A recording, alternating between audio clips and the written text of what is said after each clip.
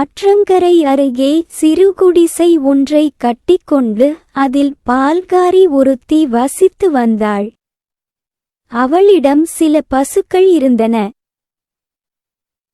அவற்றிலிருந்து கிடைக்கும் பாலை அடுத்த ஊரில் விற்று அதனால் கிடைக்கும் சின்ன வருவாயில் அவள் வாழ்ந்து வந்தாள். அந்த ஆற்றின் மறுகரையில் ஒரு கோயில் இருந்தது. அந்த கோயில் குருக்கள் சுவாமி அபிஷேகத்திற்காக நாள்தோறும் பால் கொண்டு வந்து கொடுக்குமாறு அந்த பால்காரியிடம் கூறியிருந்தார். பால்காரியும் ஒரு படகின் மூலம் மறுகரைக்கு வந்து குருக்களிடம் பால் கொடுத்து வந்தாள். அந்த பால்காரி இறைவனின் திருப்பெயரை எப்பொழுதும் உச்சரித்தபடியும் அவரிடம் முழு நம்பிக்கை வைத்திருந்தாள். தன்னை எந்த நிலையிலும் இறைவன் காப்பாற்றுவார் என்ற நம்பிக்கை அவளை சுறுசுறுப்பாக இயங்க வைத்தது.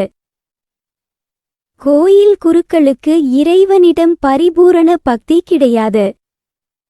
ஏதோ கடமைக்காக இறைவனுக்கு பால் அபிஷேகம் செய்து வந்தார்.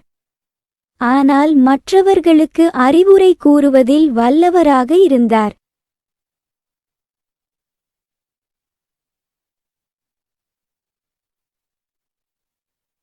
ஒரு முறை படகுக்காரன் தாமதம் செய்ததனால் அவள் குறிப்பிட்ட நேரத்திற்கு பால் கொண்டு வந்து கோவில் குருக்களிடம் கொடுக்க முடியவில்லை. குறித்த நேரத்திற்கு அவள் பால் கொண்டு வந்து கொடுக்காததால் கோயில் குருக்கள் அவள் மேல் கோபப்பட்டு ஏன் தாமதம் என்று கேட்டார். அதற்கு அந்த பால்காரி, படகுக்காரன் தாமதமாக வந்து படகை எடுத்ததால்தான் தாமதம் ஆயிட்டு என்றாள். அதற்கு அந்த கோவில் குருக்கள், பெண்ணே, இறைவனின் மேல் முழு நம்பிக்கை வைத்து அவருடைய திருப்பெயரை கூறினால் பிறவி என்னும் பெருங்கடலையே தாண்டிவிடலாம்.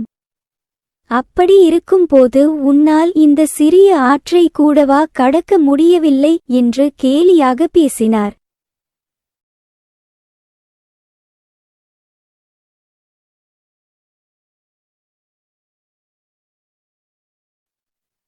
மறுநாள் முதல் சுவாமி அபிஷேகத்திற்கு குறித்த நேரத்தில் பால் கிடைத்து வந்தது.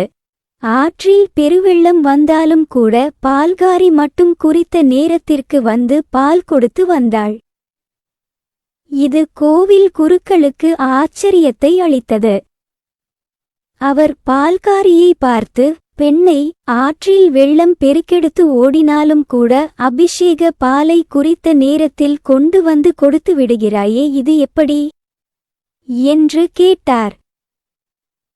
அதற்கு அந்த பால்காரி, சுவாமியே, நீங்கள் கூறியபடியே இறைவன் மேல் முழு நம்பிக்கை வைத்து அவருடைய திருப்பெயரை சொல்லிக் கொண்டே ஆற்றை கடந்து வருகிறேன் என்றாள். தான் விளையாட்டாக சொன்னதை பால்காரி கடைபிடிக்கிறாள் என்று எண்ணிய அவர், இறை நம்பிக்கையாவது அவளை காப்பாற்றுவதாவது என்று சந்தேகப்பட்டு அந்த பால்காரியை பின்தொடர்ந்து வந்தார். நீ எவ்வாறு ஆற்றை கடந்து வருகிறாய் என்பதை எனக்கு காட்டுவாயா என்றார். பால்காரி அவரை அழைத்து கொண்டு ஆற்றங்கரைக்கு சென்றாள். இறைவன் மேல் முழு நம்பிக்கை வைத்து இறைவனுடைய திருப்பெயரை சொல்லிக் கொண்டே ஆற்றின் மேல் நடந்து சென்றாள். கோயில் குருக்கள் தாமும் அப்படியே செய்ய எண்ணி இறைவனின் முழு நம்பிக்கை இல்லாமல் வெறுமனே வாயால் இறைவனுடைய திருப்பெயரை சொல்லிக் கொண்டே ஆற்றில் இறங்கினார். அவ்வளவுதான், அவர் நீருக்குள் மூழ்கினார். உடனே பால்காரி வந்து அவரை காப்பாற்றி கரை சேர்த்தாள். அவள் கோயில் குருக்களை பார்த்து, சுவாமி இறைவன் மேல் முழு நம்பிக்கை இல்லாமல் வெறுமனே வாயால் அவர் திருப்பெயரை உச்சரிப்பதால் பயன் இல்லை என்றாள். கோயில் குருக்கள் தலை குனிந்தார். நீதி, இறைவன் மேல் முழு நம்பிக்கை வைத்து அவருடைய திருப்பெயரை நாம் உச்சரித்தால் எந்த இக்கட்டான சூழ்நிலையிலும் இறைவன் நம்மை காப்பாற்றுவார். எனவே நாம் இறைவன் மேல் நம் முழு நம்பிக்கையை வைப்போம்.